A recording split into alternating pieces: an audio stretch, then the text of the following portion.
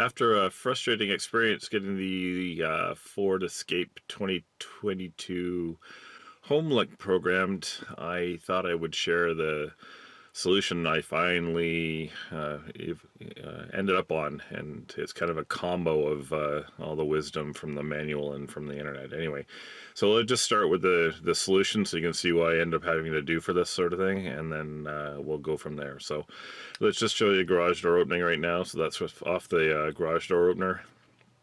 So this is all set up because I'm doing the second door to get this actually to work here. But the trick here really is that you have to essentially use the two methods. One is you kind of have to train the remote to the actually Homelink, and there's a little button that's actually going to do here. And to do that, they say basically press these simultaneously. So I'm going to do that right now. So I'm going to press these two simultaneously, and you'll see the light is blinking away, and then it starts going fast blink. Okay, so now we're done.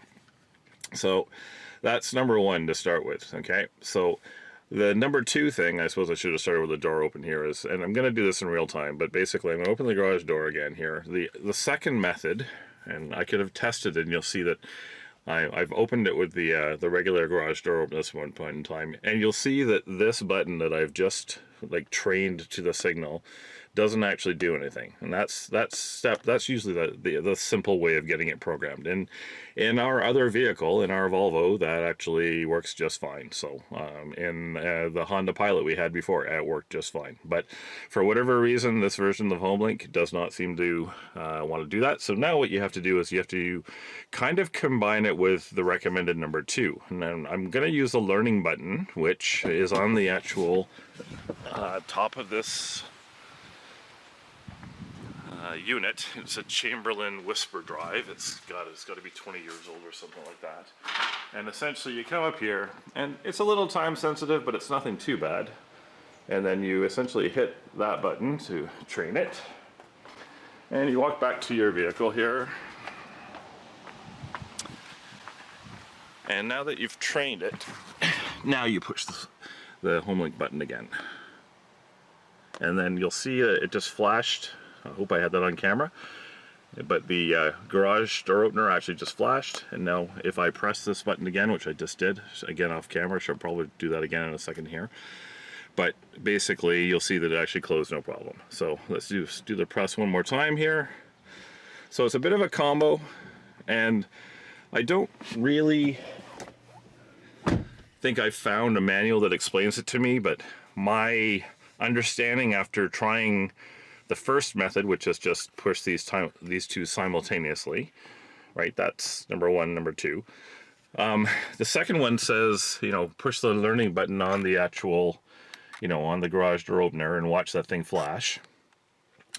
But it says while you're doing that, hold this other button down. So that just never worked for me. So if I did just number one, okay, actually, let's go into the whole scenario. So after neither one of the two recommended things from the manual worked, they tell you basically to push both buttons. And I'm not going to do it right now because they're all set up nicely and such, but that actually resets the entire process. So your Homelink is cleared if you push the two outer buttons. So after you've done that, the first try is that simultaneous press on the actual remote and the actual Homelink.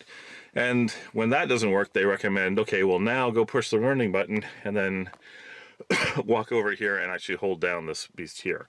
The problem that I had was that I didn't quite realize that, or the manual that I had basically said, before you try the learning button, reset it again. And that seemed to take what the Homelink button had learned off the remote off the first button. So I think that was the mistake that I was making. I was following the manuals. It was telling me to do reset before I did learning procedure.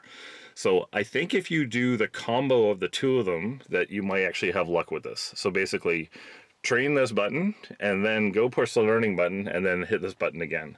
That seems to be the way that worked for me. So I'm going to have to finish the video with saying your mileage may vary. I will tell you that it was a frustrating process for me, but when I finally tried this combo method, it did work. So I hope and wish you the best with this, and hope this was somewhat helpful in a way.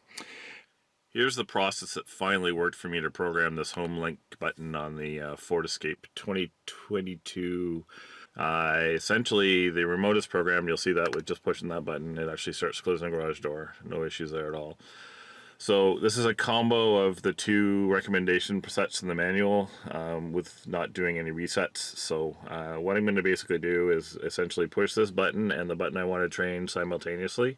And you'll notice that the flashing light goes flashing fast at that point, and the garage door is open. Now the next thing that I needed to do is you basically go over to the second step of this, which is the second part for the manuals, which is the learning button portion. And essentially you go to this is a Chamberlain Whisper Drive. It's a, I don't know, 2001 sort of time frame entity, and then essentially you push this button and it goes to a solid light on the Chamberlain Drive. You have 30 seconds to walk back over to your car. Now I basically just trained the button to work like the remote button did before, and now we're basically just going to push the button that we want to have the remote learn. And I'm going to try and make sure I keep the light in there. You'll see the light flash.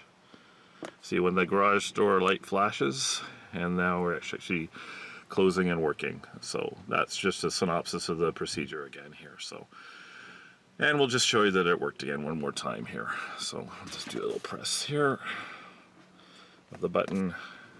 And there we go. And that really is just a combo of the two steps in the manual. My mistake appeared to be that I was doing reset. When it wasn't working, I was resetting, trying method 1, and then method 2 says reset, and then try method 2.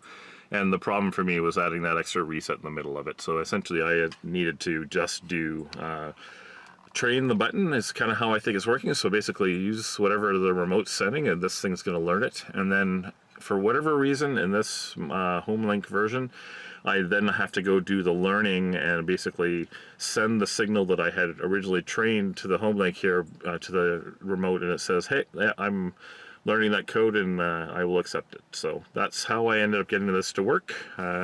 Very frustrating process because neither one of the two manual instruction sets worked for me, but hopefully that works for you. Your mileage may vary on this. I think I've spent far too much time trying to figure it out, but essentially now I have my Homelink programmed on this. By the way, I have two other vehicles. I have a Volvo and just the push and simultaneously and the two buttons. That works fine on that car with no issues. And on the Honda Pilot, it's the old vehicle that was the same thing. It was just push the button. But for whatever reason, the version of this Ford Homelink required me to do a combo of the two methods. So anyways, I hope this works out for you, and have a great day.